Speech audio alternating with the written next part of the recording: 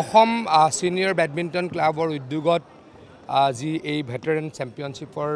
খেল যোৱা 3 দিন ধৰি হৈছিলে ইয়াতে উত্তৰ পূৰ্বাঞ্চলৰ প্ৰায় 194 জন খেলুৱৈ অংশগ্ৰহণ কৰিছিলে আৰু 6টা ইভেণ্টত খেল হৈছিলে খুব সুন্দৰ পৰিৱেশ এটাত খেল চালোঁ আৰু সুন্দৰকৈ আমাৰ অৰ্গেনাইজাৰসকলে বিশেষকৈ প্ৰদীপ কুমাৰ ডাঙৰীয়া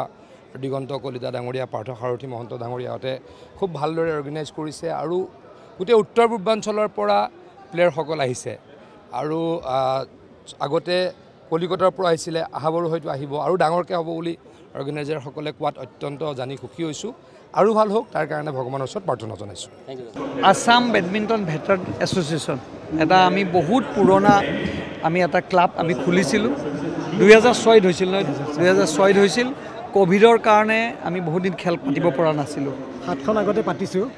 এতিয়া আকৌ পুনৰ আৰম্ভ কৰিছোঁ আজি দেখিছে আপোনালোকে প্ৰায়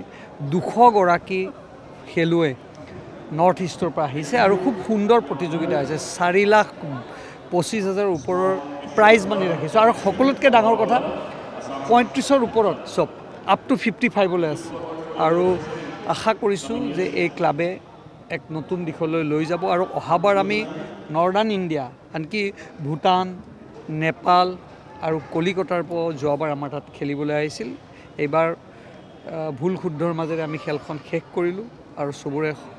সহায় সহযোগ বিচাৰিছোঁ বিশেষকৈ আমাৰ যি ইয়াত প্ৰেছিডেণ্ট আছে প্ৰদীপ কুমাৰ তেখেতে খুব লাগি থাকে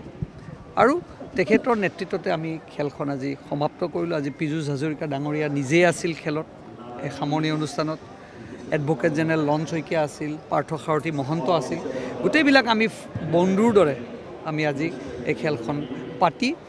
যে খেল এটা মানুহৰ যে অংগ যে খেল খেলি থাকিলে মন ভাল হয় স্বাস্থ্য ভাল হয় তাকে আজি আমি প্ৰমাণ কৰিলোঁ আৰু আপোনালোকক যোগেদি আমি সকলো খেলুৱৈ প্ৰেমী ৰাইজলৈকে আমি কৈছোঁ আহক সকলোৱে এই খেলত সহযোগ কৰক আমি ভাবিছোঁ এইবাৰ আমি এটা আলোচনা চলি আছে আমি যদি আমাৰ ক্লাবে যদি এগ্ৰি কৰে তেতিয়া অহাবাৰ ইয়াতকৈ ভাল এখন খেল আপোনালোকে দেখিবলৈ পাব